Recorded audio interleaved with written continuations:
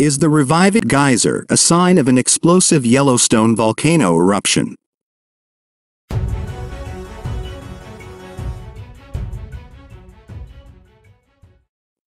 When Steamboat Geyser in Yellowstone National Park, which emits more water than any active geyser in the world, revived in 2018 after 3.5 years of inactivity, some speculated that it was a sign of a possible explosive volcanic eruption in the geyser's surrounding basin. These so-called hydrothermal explosions can send mud, sand, and rock into the air and release hot steam, endangering lives. A new study by geoscientists who study geysers disproves that notion, and finds little indication of underground magma movement that would be a prerequisite for an eruption.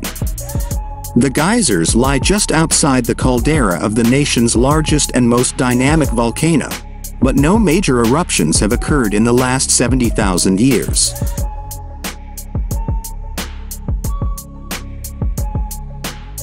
Hydrothermal explosions, basically explosions of hot water from contact with hot rock, are one of the biggest hazards at Yellowstone, said Michael Monga, professor of Earth and Planetary Sciences at the University of California, Berkeley, and senior author of the study. The reason it's problematic is because it's so hard to predict. It's not clear if there is a precursor that would allow you to issue a warning.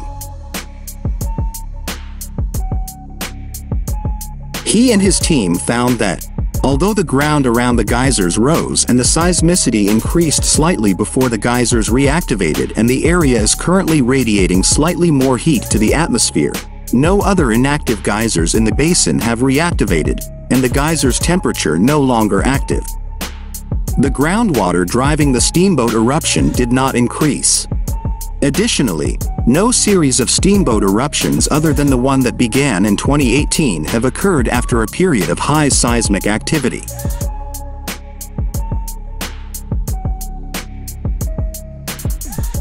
We found no evidence of a major eruption. I think that's an important thing, he said. The study will be published this week in the Proceedings of the National Academy of Sciences.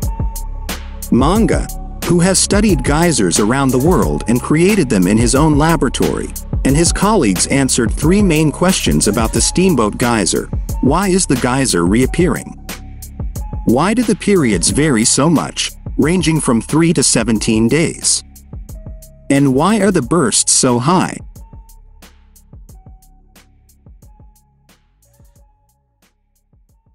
The team found answers to these 2 questions. By comparing the column heights of 11 different geysers in the United States, Russia, Iceland, and Chile with the estimated depth of the water reservoirs where the eruptions occurred, they found that the deeper the reservoir, the higher the eruption jets.